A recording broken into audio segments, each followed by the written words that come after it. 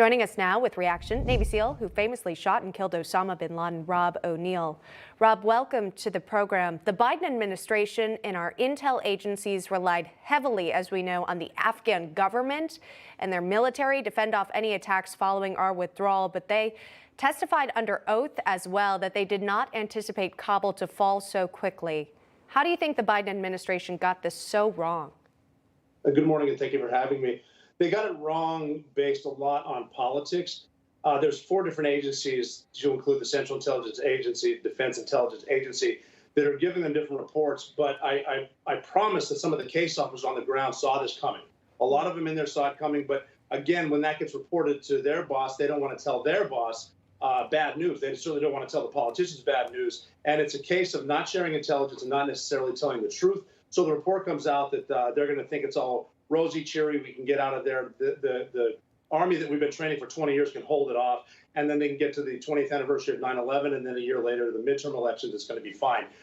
Anyone on the ground would have told you this is not going to happen. These guys aren't ready to fight. They're not ready to fly their own aircraft. They're going to cut and run. And once one person in a place like this panics, it becomes contagious. They all panic. They all start to run.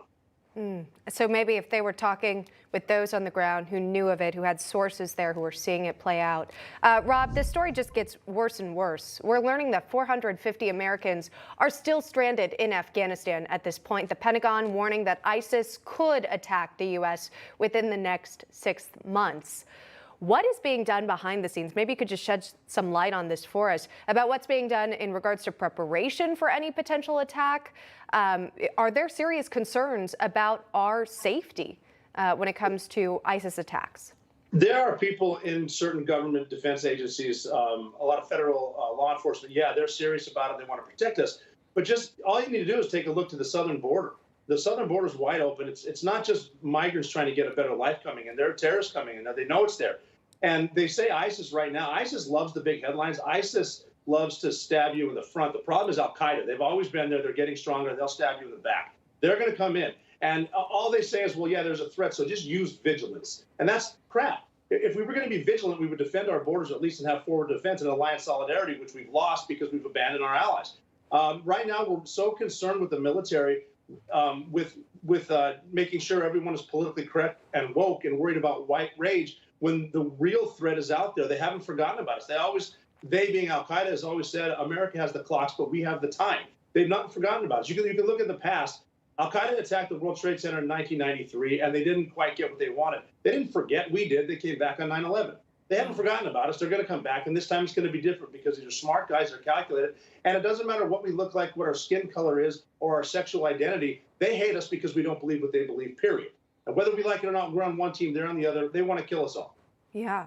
Now that we've left Afghanistan, we've heard from officials that we have what's being described as over-the-horizon surveillance as well.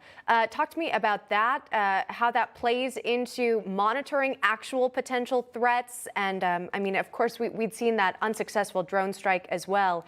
How common is it that we could get this wrong based on not actually being there? We would sometimes get it wrong when we actually had sources, multiple sources in different places on the ground to corroborate certain intel. Over the horizon is just a buzz phrase that they want to use. You'll hear that. You'll hear stuff like turn the page, cute little things that you can use when you're playing Xbox.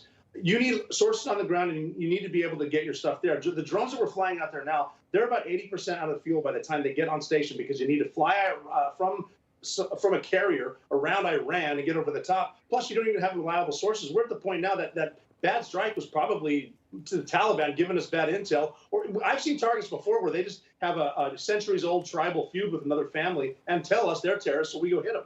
And now, because nobody wants to work with us right now. The intel on the ground is absolutely gone. And we're relying on former soldiers to cross into Afghanistan through Pakistan to save family members and Americans because this administration has dropped the ball on basically everything they touch.